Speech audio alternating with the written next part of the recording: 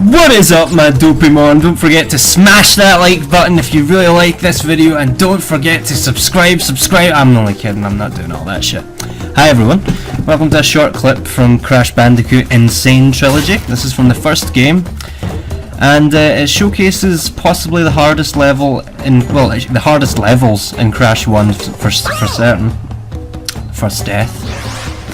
This level here is called Road to Nowhere, I think, and yeah, for those who don't know, if you're recording from a PS4, you have two options. You can either hit the record button and it will record the next half hour or so of whatever you're playing, and the other and the other option is to hit the share button after you've finished something truly epic, and then you can share the last 15 minutes. So that's what I did here. I didn't realise I was going to be recording, so I was just playing normally. And then something magical happened, but we'll get to that. Like that right there. What is that? So, overall, I would say this trilogy is absolutely fantastic. It is so good. I'm going to try to start with a compliment that isn't the music, because that's all I seem to talk about most days. But as you can see, it looks stunning. All the games have been recreated faithfully. All the enemies are in the same places. The physics are a little bit different, and the hit detection and all that other stuff is a little bit off, but you get used to it, just like you had to get used to it in the original Crash games. And it took 30 lives for me just to, not 30, 20 lives just for me to get as far as I have in this level. And that's why I decided, you know what, fuck this, I'm not putting myself through this agony anymore. I'm using the rope exploit and just running across. However, I still managed to die. Awesome. So how's everyone been? Obviously I've just been playing this recently. This has been my game of choice, and it has been absolutely kick-ass, except when annoying shit like that continues to happen. So that's why I keep collecting all the crates, because I really, every single Wampa fruit here is going to help. I'm going to need every single one, because I'm going through lives faster than a kid going through candy at Halloween. That's a fantastic, humorous, and right off the top of my head analogy. You're welcome.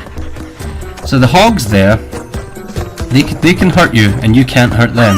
So that guy made me panic a little bit, and then I was jumping like, no, don't kill me! And then I died. In the original game, these levels, these bridge levels, they were nowhere near this difficult. I don't know what it is about the remasters that... Oh god, I'm gonna fall. I don't know what it is about these remasters that makes the bridge levels so much more difficult, but they are.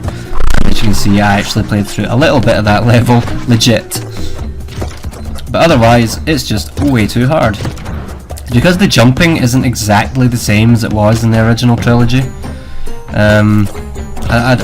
Crash just feels kind of slower and kind of sluggish by comparison, but you do get used to it, you do. So if you do pick up this trilogy for yourself, stick with it. It does get easier, you do get better at it as you go. But I'm not interested in getting better, I'm interested in just beating the level, so on the ropes we go again. Yeah, I was saying the soundtrack of this game, they have absolutely nailed it. They've absolutely murdered it in the studio. I'd say 4 out of 5 tracks on the soundtrack on average are really good, but you've always got 1 track out of 5 that could have been better. But overall, strong game. Bonus time. And one thing they also changed is that you can die in these levels and still get the gem, except if it's a level with a coloured gem. Then you have to do it in one go without dying. This particular bonus round caused me rather a lot of aggro, as you can see. Now I've got no way back, so death. You hear the rocking guitar there. So I don't know what musical influences they've pulled from, but it seems to be whenever it's like a more metal oriented track or a more guitar oriented track, they seem to do a lot better. So I think the composers or whatever are kind of metalheads. They like Lamb of God and Megadeth. I'm really struggling to name metal bands. It's not really my cup of tea. Unless it's video game metal, because I'm a weirdo that way. So as I say, you can die as many times as you like in the bonus. You won't lose life, and you can try it until you get it right. Thank God, because in the original game, I'm pretty sure you only get one chance at the bonuses, and if you failed, you lost everything, like that. And the cool thing about the trilogy is if you're getting too frustrated, or frustrated, as the irate gamer would say, with one particular game, you can just swap over into 2 or 3. And it's good, but the problem I'm facing at the moment is that I'm so far in all 3 games that I'm at really annoying bits in all 3, so I've nowhere to hide. But the funny thing is, just like the original Crash trilogy, when you play it for a little while, you actually find yourself getting good at it all over again. It's so interesting. And they also made a little change there. Tawna, the slut of the slut bandicoot, and she actually is a slut because she gets off with a potaroo in one of the other games. The slut bandicoot gets taken away by Cortex at the end of the bonus levels, which wasn't in the original game. And that was 2 jumps in a row that were really close to me dying, so I don't know how I managed it. There you go, I did something properly, and we got the gem. Now when I was playing this last night, I didn't know which level was coming next. Indeed. So, but I do know that this level, which is called Slippery Climb, is considered one of, if not the hardest levels in the original Crash trilogy. It usually makes the top 2 hardest levels, just to give you an idea of how hard it is. And you'll see me on the map. I go, I see it Slippery Climb, and you can almost hear me saying, "Oh fuck." But I said to myself, I'm going to try this once, and then I'm going to bed. And this is one of the levels that has a coloured gem. That means I need to, as the hint says, break every box in the level and make it to the end without dying. Now that's not quite as specific as it should be. What it actually means is I have to make it from the beginning of the level to the end without dying. So if I die before I get a checkpoint, I'm okay. Like right there. So I'm okay. I'm back to the start and I can still get the gem. But once I collect a checkpoint, there's no going back. So if I die after getting the checkpoint, I've lost the gem and have to start the whole level again. And it's, as I say, one of the top 2 hardest Crash levels. So I wasn't expecting to get very far. And even though I said I would just have one go and then go to bed, I was like, that death is bullshit, I will not stand for this. So I gave it another go. And as you can see, the game, as I already said, looks phenomenal. And I was also talking about the soundtrack. This is one of the levels where I think they kind of ruined the original song. The original song had these like freaky wine glass sounds going on all throughout it, and it really was tense and it put you on edge. Those sounds are completely absent in the remastered version. That's a slight disappointment. But hey, there's only one level of this type in the game, so it doesn't matter too much. But that's what's cool. They're releasing DLC for the trilogy, which is going to include unreleased Crash levels. Oh my god, it's going to be good. In the hood. Don't be rude, my dude. Just let me rhyme in peace. Thanks. Cool. Anyway, moving on. So these birds, I think Crash players seem to be kind of scared of them for some reason, but they're pretty easy to hit and they give you a good jump. Uh-oh. So I was trying to be smart, and I was watching the ramp for when it would go back to stairs, and I tried to jump a little bit early so that I would land on it just as it turned to stairs. Another stupid death. This was the point where I said, right, this is it. Last time, and then I'm going to bed. This is not worth it. This is not worth the hassle. Because I know this level is at least in the top 2 hardest levels. So I am going to get infuriated by it because I've been getting my ass kicked all throughout this game so far. So this level isn't going to be any different. But a tip I will give you, if you're playing through this trilogy yourself, is use the D-pad for Crash 1 and the analog stick for Crash 2 and 3. You really need the precision in this first game, because Crash doesn't have any moves other than spin and jump. He doesn't have slide, he doesn't have his bazooka, he doesn't have a body slam. Jump and spin, that's it. So you haven't got a lot to work with, but that does make the challenges a little bit easier, I think, when there's less mechanics to worry about. But what do I know? We're coming up to the bit I died at, I think, now. So, needless to say, even though I was only really playing this level for fun, the whole way through it my nerves were in tatters, because I was amazed I was making it as far as I was, to be honest. Even making it to this point here without dying, I was like, that's not bad for a first attempt.